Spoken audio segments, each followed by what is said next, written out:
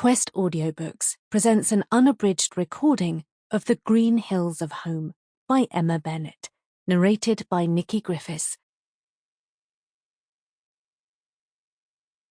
Chapter 1.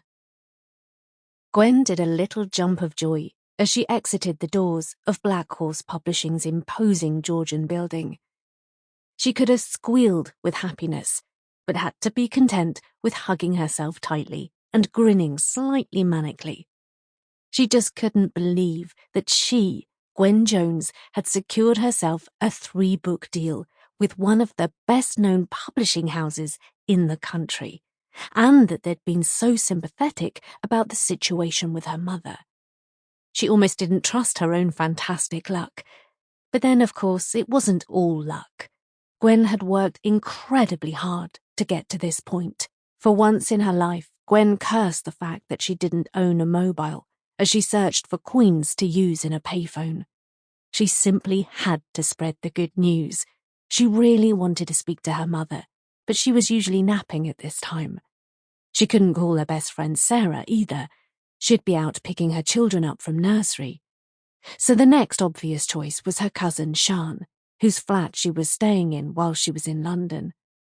Gwen ended up having to fish through her entire bag before she found some change and the crumpled slip of paper on which she'd scribbled Sian's mobile number as she'd left the flat that morning. Gwen didn't notice how many appreciative glances her slim figure received as she crouched down. While she could never be described as classically beautiful, Gwen was certainly extremely pretty, with a wholesome charm. To the office workers going home after a long day stuck behind their desks, she was like a breath of fresh mountain air amongst the city smog. Gwen's long light brown hair shone as she bent down to search through her belongings. Her dark eyes danced with happiness.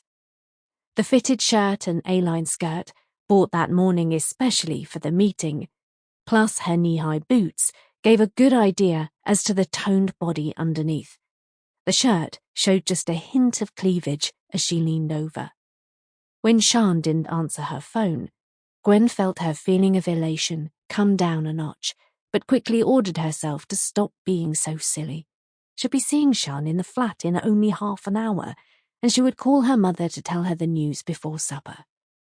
As Gwen resumed her journey back to the apartment, she became worried about losing her way and found herself frequently checking her whereabouts in the ancient, rather battered A to Z Sian had lent her.